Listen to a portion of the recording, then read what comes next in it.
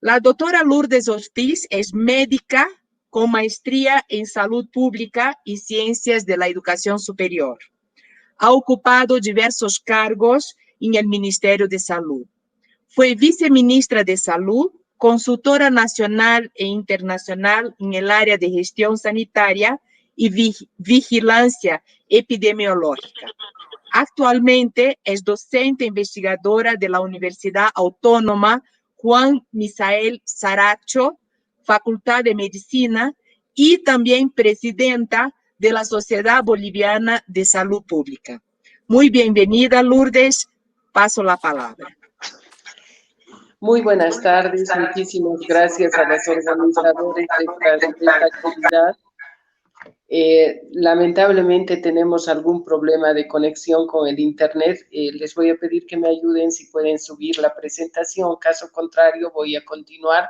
Sí, estoy viendo que pueden subirla. Les agradezco muchísimo. Bueno, desde la organización del foro se me ha pedido hablar de caracterizar lo que es el sistema de salud boliviano. Y dentro de esas actividades,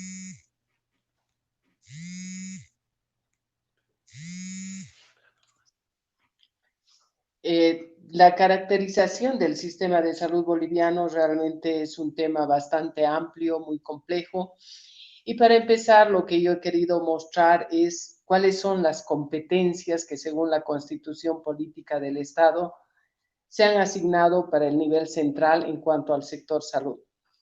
Si podemos continuar, por favor, si nosotros revisamos los puntos más importantes de la Constitución Política del Estado, podemos decir que a nivel central se debe elaborar la Política Nacional de Salud, ejercer la rectoría del Sistema Único de Salud, tal como lo dice la Constitución, y además garantizar el funcionamiento de un sistema único mediante la implementación del Seguro Universal de Salud.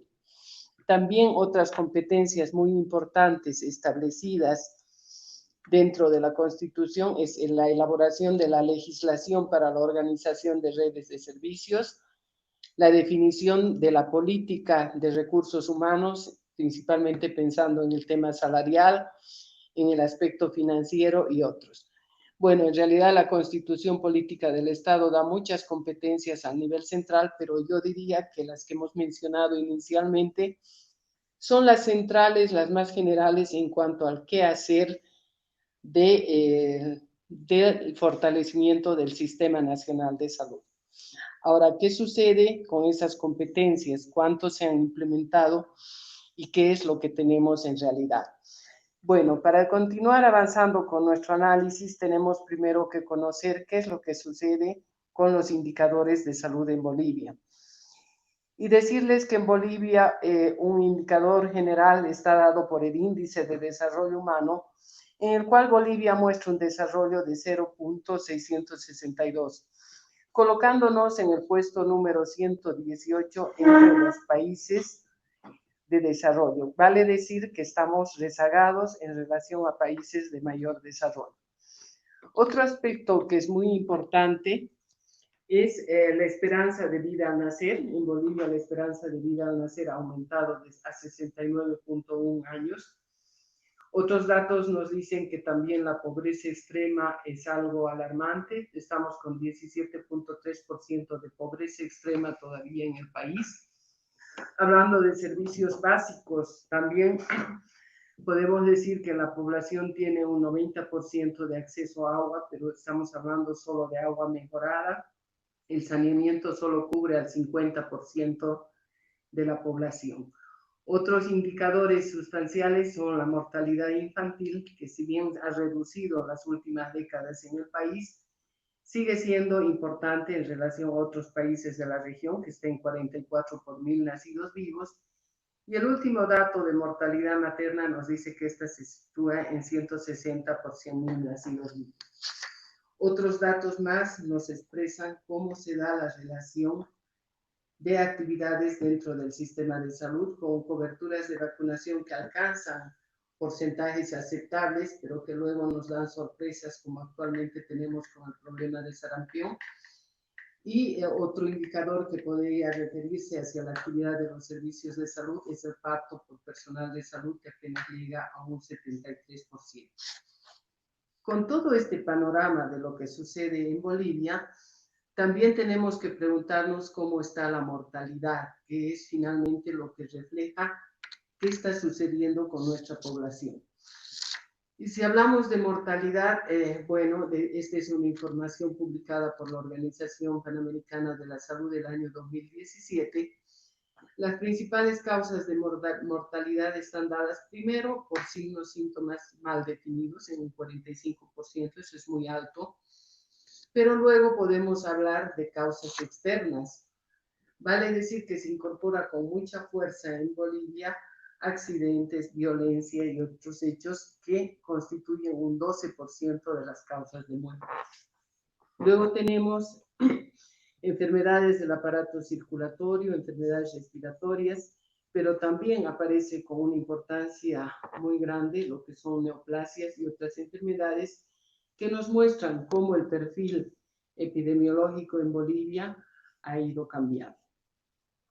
Dentro de lo que es también la caracterización del sistema de salud, es muy importante conocer cuál es la población que está cubierta por los seguros de salud o cuál es la población que teóricamente debería ser cubierta por el sector público de salud. Nosotros en Bolivia tenemos una población asegurada de 4.011.797, según datos del INE y del anuario del INASIS en el año 2015, y tendríamos una población de 7.133.973 habitantes que prácticamente debería ser atendida por el sector público. Vale decir que en Bolivia solo un tercio de la población está cubierta por un seguro social de corto plazo, quedando 2/3 bajo la responsabilidad del sector público o según la demanda y las posibilidades de la población por el sector privado. Además de esta información, es muy importante considerar cómo se da el financiamiento en el sistema de salud. Y nosotros tenemos fuentes de financiamiento para cada sector que conforma el sistema de salud.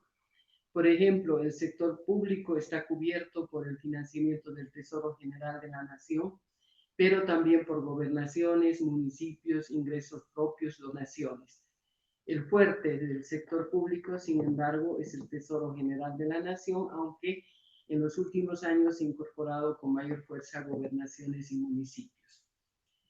¿Quién financia la seguridad social? Pues esta se da por las cotizaciones de empleadores, aportes de trabajadores, etc. Y también tenemos el subsector privado, que principalmente es el financiamiento por el gasto de bolsillo, es decir, son las personas las que van a demandar y cancelar esta atención de salud. Ahora, ¿quiénes se hacen cargo del financiamiento? Pues en el sector público tendremos al órgano ejecutivo, los gobiernos departamentales, territoriales autónomos, otras instituciones. En la seguridad social, las cajas de seguro, y en el sector privado, como siempre, los hogares, las familias, las personas. En cuanto a proveedores de servicios de salud, tenemos gobernaciones a cargo de hospitales de tercer nivel, según las últimas disposiciones del país, municipios a cargo de hospitales de segundo nivel, centros y puestos de salud en el sector público, y en la seguridad social, pues todas sus dependencias como hospitales, clínicas, policonsultorios, replicándose la misma organización en el sector privado. Es muy importante, y algo que también ha motivado mucho la discusión de la población, es qué sucede con el presupuesto asignado al sector salud. Nosotros hemos recuperado información de diversas fuentes, he tomado la información publicada por el doctor Luis Parada en un documento que se llama Bonanza y Crisis de Salud, que da datos muy similares a publicaciones de la Fundación Jubileo. En esta publicación lo que nosotros podemos ver es cómo se ha dado en millones de bolivianos la ejecución presupuestaria en salud desde el año 2015 hasta el año 2019, con lo que es el Producto Interno Bruto en millones de bolivianos, que del 2015 2015 de 248.304 bolivianos llega a 308.161 bolivianos el año 2019. Con datos además sobre lo que ha significado el presupuesto general del Estado, desde 221.181 bolivianos en 2015 hasta 214.724 millones de bolivianos, en 2019. ¿Qué nos está mostrando estos datos? Estos datos son muy importantes ya que nos muestran el porcentaje de ejecución en salud, el porcentaje tanto en relación al PIB como al presupuesto general de la nación. Y podemos decir que en salud el porcentaje de ejecución en relación al PIB en 2019 es de un 6.6% y en relación al presupuesto general del Estado de un 9.4%. ¿Qué es lo importante diferenciar en este presupuesto de salud y en este porcentaje? Que el porcentaje que les estoy refiriendo inicialmente incluye lo que es la salud, el sector público, más las instituciones del Seguro Social. Cuando se hace un desglose hay diferencias, es decir, ese porcentaje baja cuando hablamos solo del sector público, por ejemplo, en relación al PIB solo a un 3.5% y en los seguros a un 3.1%. Entonces, vale decir que los seguros sociales que cubren a un tercio de la población tienen un presupuesto que es similar al sector público que prácticamente cubre a los 2/3 de población. Esas son las particularidades cuando se analiza el tema presupuestario en salud y es muy importante considerar todos estos aspectos, ya que generalmente hablamos de presupuesto en salud sin conocer en detalle cómo se distribuye este presupuesto. Bueno, dentro del sistema de salud también es muy importante conocer cómo están los establecimientos de salud por departamento y por subsector. Dentro de los establecimientos de salud del sector público tenemos 3.258 establecimientos, 228 en los seguros sociales y 438 en el sector privado, es lo que está registrado en el Sistema Nacional de Información en Salud, llegando a un total de 3.924 establecimientos. Sabemos que en el sector privado hay un subregistro muy grande de establecimientos de salud, sin embargo, estos vendrían a ser los datos oficiales. Si hablamos ya en el sector público, es muy importante también conocer que de los 3.258 establecimientos que hay en el sector público, 3.150 establecimientos son de primer nivel, solo 76 de segundo nivel y 32 de tercer nivel. Esto nos explica la crisis que actualmente tiene el sistema en cuanto a cubrir las demandas de atención de la población. Se ha tratado de organizar la atención de salud con una puerta de entrada por el primer nivel, pero en general la población acude directamente a los segundos, si hay, que son muy pocos niveles de atención, y abarrota los servicios de emergencia del tercer nivel. Esta es una característica de cómo está organizada la red de atención de salud en Bolivia. Ahora, hablando también de las características del sistema, tenemos que ver cómo está la situación de los recursos humanos en salud. Y esta gráfica nos muestra cómo se dan los recursos humanos en salud en el sector público. De 38.031 funcionarios del sector público, 19.968 están cubiertos en su financiamiento por el Tesoro General de la Nación.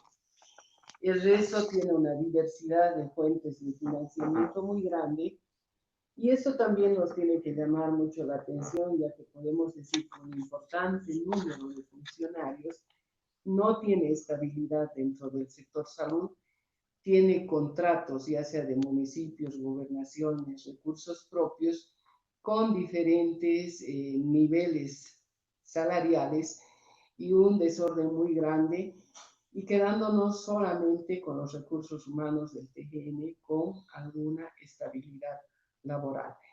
Es decir, si vamos aumentando cada vez recurso humano, pero las condiciones de ingreso de este recurso humano al sistema de salud se dan de manera dispar según definiciones o contratos de los municipios y gobernaciones, no estamos avanzando mucho en cuanto a mejorar el déficit de recursos humanos que tenemos en el país. Otro aspecto que hay que considerar también es cómo se distribuye el recurso humano según departamento. Podemos decir que hay departamentos que tienen una importante cantidad de recursos humanos, hablando pero de todas las categorías, no solo de personal de salud, incluyendo también el personal administrativo. Y vemos diferencias donde aparentemente en Beni habría una mejor relación de recursos humanos por habitante, luego en Tarija y luego en otros departamentos como Ruripando. Llama, sin embargo, la atención que es allí precisamente donde hay mayores problemas en cuanto a la atención de salud y hay que estudiar en detalle cuál es el recurso humano en salud en cada uno de estos departamentos. Y esto tiene relación con el siguiente cuadro que vamos a ver, donde vemos las diferentes categorías de personal. Nosotros dentro del sistema público tenemos una relación de 10.1 médicos generales por 10.000 habitantes y médicos especialistas de 5.3 por 10.000 habitantes. Si hablamos de médicos en general, estamos hablando de una relación de 16.4 médicos por 10.000 habitantes en Bolivia o 1.6 por 1.000. Eso nos podría decir que vamos bien. Sin embargo, hay que analizar precisamente dónde se encuentra ese recurso humano. Si hablamos de los médicos especialistas, prácticamente están en el segundo y tercer nivel, más que nada en el tercer nivel, y médicos generales en todos los niveles, pero en una distribución que no es equitativa a nivel nacional. Otros recursos humanos, por ejemplo, licenciadas en enfermería, siempre han sido un déficit muy importante en el país. Se requiere mucho más personal, no existe la suficiente disponibilidad. Los auxiliares de enfermería están fundamentalmente en el primer nivel, en el área rural, y contribuyen de alguna manera a llenar el vacío en cuanto a otros recursos humanos en salud. Y como les decía, de todos los funcionarios en salud hay una importante carga de personal administrativo y de apoyo que también es necesario para completar todas las actividades del sector salud. Es importante decir que del recurso humano un 63% está en el componente urbano y un 37% en el componente rural. Según sexo, las mujeres tienen un peso muy importante dentro del sector salud, llegan a un 66%. Y aquí en recursos humanos sí quiero mencionar qué es lo que ha sucedido con diferentes políticas transitorias que se han tomado durante la anterior gestión de gobierno. En el año 2011 se crea la Residencia Médica en Salud Familiar Comunitaria e Intercultural, la Residencia SAPSI, donde un número, podríamos decir, relativamente importante de profesionales, de médicos generales, se incorpora, al igual que a otras especialidades médicas en el Sistema Nacional de Formación de la Residencia Médica. Sin embargo, esto dura muy poco, ya que el año 2013, con el cambio de ministro de Salud, prácticamente la residencia médica queda en segundo plano, si bien se mantiene hasta el día de hoy. Cada vez son menos los médicos que se adscriben a esta formación. Y es porque en el 2013 se incorporan 1.052 médicos en un programa denominado Mi Salud, que es un programa también de extensión de cobertura rural. Lourdes, perdón, 5 minutos, por favor. Con 567 médicos que se incorporan al bono Juan Azul. Esto es muy importante, ya que nos muestra que la política de recursos humanos no ha sido estable por un lado, y otro de que todos estos profesionales han mantenido en realidad un sistema paralelo en el sector salud, sin llegar efectivamente a integrar sus actividades en los centros o puestos de salud. Recién hace muy poco tiempo se han emitido algunas disposiciones para que estos médicos ingresen efectivamente. Bueno, vamos a hablar muy rapidito del modelo de gestión.